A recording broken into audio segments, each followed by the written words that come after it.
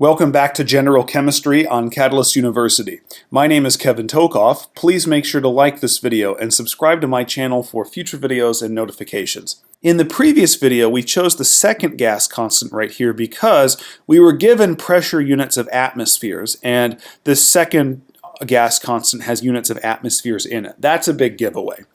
In this example, we're not given a pressure, we're given a volume, and the volume is given in units of liters.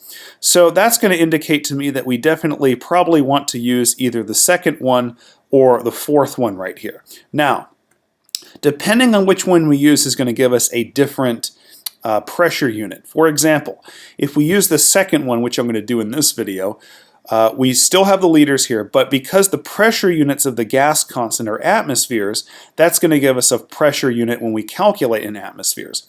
We could also use the fourth one here. Notice that this also has liters in it, which is good, but the pressure units here are kilopascals. So if we were to use this fourth gas constant, then the pressure answer that we would get out of this would be in kilopascal units, but they would both be correct. Okay, here I'm going to use the second gas constant. So now let's go ahead and plug in these numbers and solve for the pressure, because that's the other variable, the one that we do not know. It also asks us to solve for it. So P is P, pressure is pressure, we don't know that.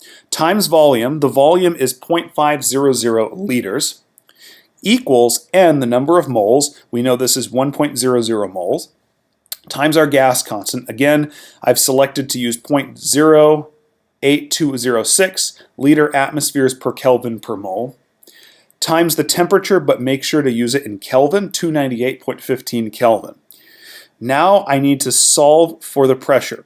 The way I'm going to do that to isolate P is I'm going to divide both sides through by the volume, 0.500 liters. That's what this second line here shows you. So I'm dividing both sides by 0.500 liters. That's going to cancel these right here. Also, I'm dividing the right side by 0.500 liters. And so that's going to leave me with the pressure is equal to 1 mole times the gas constant, 0.08206 liter atmospheres per Kelvin per mole, times the temperature, 298.15 Kelvin, and then divided by 0.500 liters. Now, when I actually compute this quotient, the number that comes out is 48.9. Now, when I do this calculation, how do I know what the units are? Well, again, that's going to really depend on the gas constant that you use, the units of it. So again, like the previous video, notice first of all that the moles right here, the moles in the N, they cancel with the moles in the gas constant units. Okay, so the moles cancel. Also the Kelvin units, those cancel. Okay, the Kelvin units cancel as well. And also, just in case you haven't noticed, it's pretty much obligatory that the Kelvin and mole units will always cancel. If they don't, you probably did something wrong.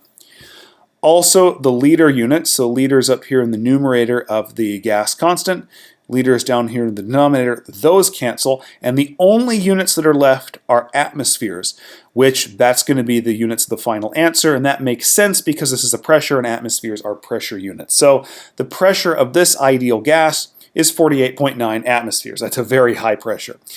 All right, so in conclusion with these gas law problems, they're pretty simple, but you really have to remember three things. One is to convert your temperature into Kelvin units.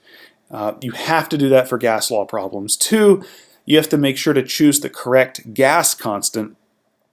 And then three is just make sure you know what you're solving for. And remembering that these gas law problems are going to give you 4 out of these 5 variables, and you're going to have to solve for the one they don't give you. All right.